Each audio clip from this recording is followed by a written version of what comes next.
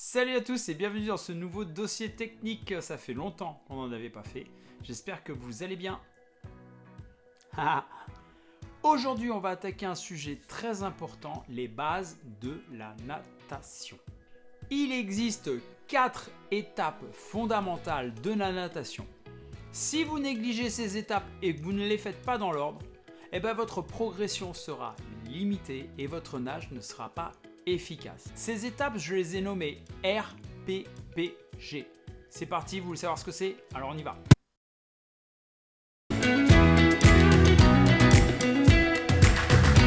RPPG. Chaque lettre correspond à une étape fondamentale. On va commencer par la première lettre qui est tout simplement la respiration.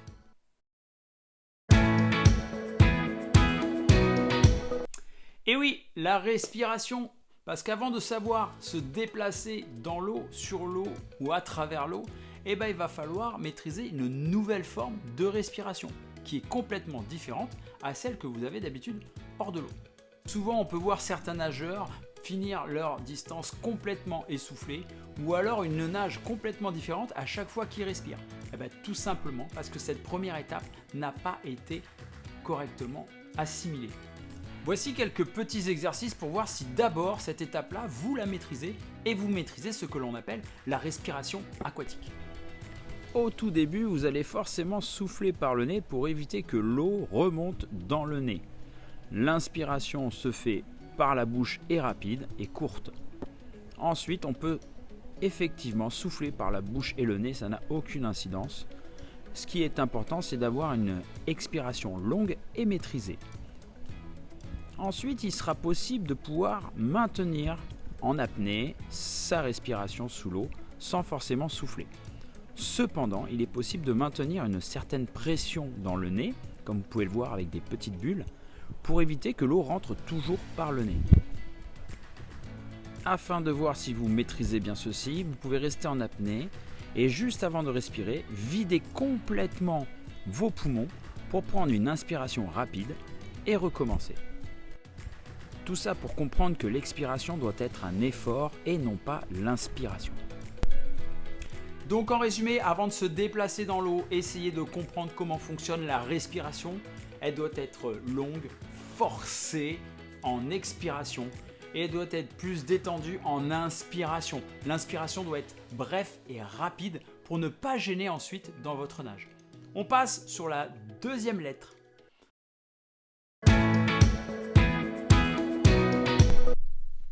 Parfait, vous maîtrisez la respiration. La deuxième lettre, le P, c'est comme profil. Profil, pour moi, c'est surtout l'équilibre. Il va falloir que vous trouviez un nouvel équilibre dans un nouvel élément. Vous n'êtes plus sur terre, vous n'êtes plus en appui sur vos pieds, donc une perte d'appui plantaire. Vous allez vous retrouver dans une position de corps flottant et il va falloir essayer d'aller chercher un corps projectile à la forme la plus profilée possible avec un alignement horizontal pour pouvoir commencer plus tard la nage. Voici quelques petits exercices pour voir si vous maîtrisez les équilibres et si vous avez la position du corps projectile. Avant de travailler vos équilibres, il va falloir vous assurer que vous maîtrisez aussi les déséquilibres, avant ou arrière pour accepter d'autres positions. Une fois que vous avez accepté ces déséquilibres, vous pourrez travailler des exercices de bascule arrière à bascule avant, pour trouver une position complètement à l'horizontale et comprendre exactement le sens et le rôle de la tête. Vous devez être de plus en plus à l'aise avec ces différents équilibres, sur le ventre ou sur le dos, avec une position à l'horizontale. Et surtout bien comprendre le rôle de la tête pour l'alignement complet de votre corps, sur le ventre ou sur le dos.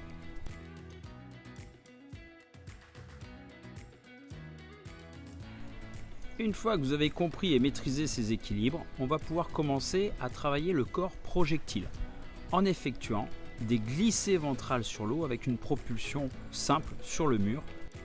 Votre objectif sera d'avoir un corps avec un alignement parfait qui offrira le moins de résistance possible face à l'avancement. Cherchez la forme idéale avec vos bras et votre tête pour avoir une forme aérodynamique qui permette de vous laisser glisser le plus loin possible sans bouger. Cherchez à maintenir cette position aussi longtemps que nécessaire pour être plus efficace dans la durée et pour la suite de l'entraînement. Vous devez être indéformable. En résumé, vous avez compris le rôle de la tête. La tête va aligner complètement le corps. Vous allez pouvoir jouer sur les différents équilibres et vous allez garder un profil parfait pour avoir le moins de résistance possible face à la troisième lettre, c'est-à-dire la propulsion.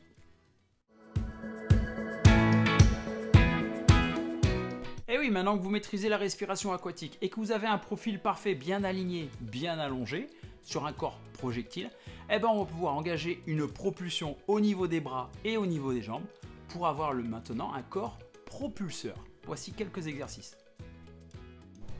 La première propulsion que vous allez avoir vont forcément venir des jambes, que ce soit sur le ventre ou bien sur le dos. Continuez à chercher votre profil parfait pour avoir une belle glisse et un bel alignement. Les jambes ne seront pas le meilleur atout pour la propulsion car elles sont très énergivores. Cependant, elles vous permettront d'équilibrer au mieux votre nage. Ensuite, vous devrez faire un maximum d'exercices éducatifs pour trouver les meilleurs appuis efficaces sur vos bras, que ce soit sur le ventre ou sur le dos, et ensuite d'y associer votre respiration. Quand vous aurez fait ça, il vous sera possible de coordonner les bras et les jambes pour avancer. Votre respiration doit s'adapter à la nage et non pas l'inverse. Plus vos appuis seront efficaces et moins vous ferez de coups de bras. En résumé, quel que soit le mouvement que vous allez adapter, c'est votre efficacité qui va être important et surtout vos sensations. Sentez les choses, trouvez un appui efficace pour vous déplacer, que ce soit au niveau des jambes et au niveau des bras. Il va falloir engager une coordination des deux pour avancer efficacement. Réduire les frottements avec un meilleur profil, une bonne respiration pour ne pas gêner la nage et tout va se déplacer facilement. On peut donc passer à la quatrième lettre, la lettre G, comme le gainage.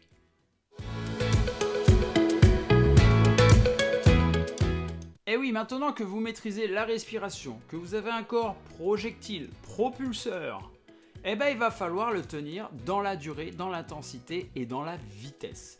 Le but du jeu, c'est d'être le plus indéformable possible pour avancer le plus efficacement possible. Il va falloir maintenir votre technique face à tout ça, aux accessoires, aux différentes nages et maîtriser tous les autres éléments qui sont en lien avec la natation. Et ça, c'est simplement l'endurance et l'entraînement qui va faire que ça va fonctionner. Vous avez peut-être des lacunes dans un élément en pensant que vous ne l'avez pas négligé, comme la respiration par exemple. Souvent, certains nageurs se trouvent essoufflés parce qu'en fait, ils n'arrivent pas à caler leur respiration sur leur nage. Il faut revenir sur le premier élément.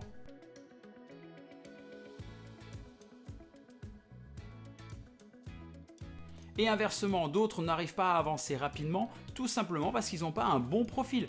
Il y a beaucoup trop de choses qui freinent et ils se retrouvent avec énormément de résistance face à l'avancement. Idem, si vous pensez que vous êtes bien profilé, que vous respirez correctement, que vous n'êtes pas fatigué mais que vous n'avancez pas, c'est simplement peut-être une question d'appui, vous n'avez pas une bonne sensation, votre geste n'est pas efficace et c'est un travail de propulsion.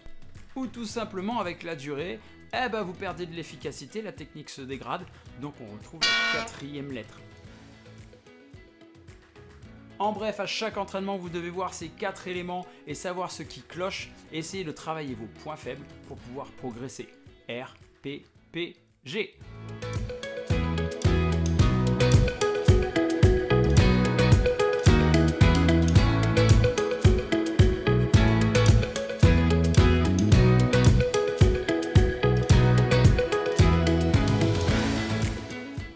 Voilà, j'espère que cette vidéo vous a plu. Merci à tous de me suivre et de l'avoir regardé. N'oubliez pas de mettre un petit like, de vous abonner et de partager un maximum.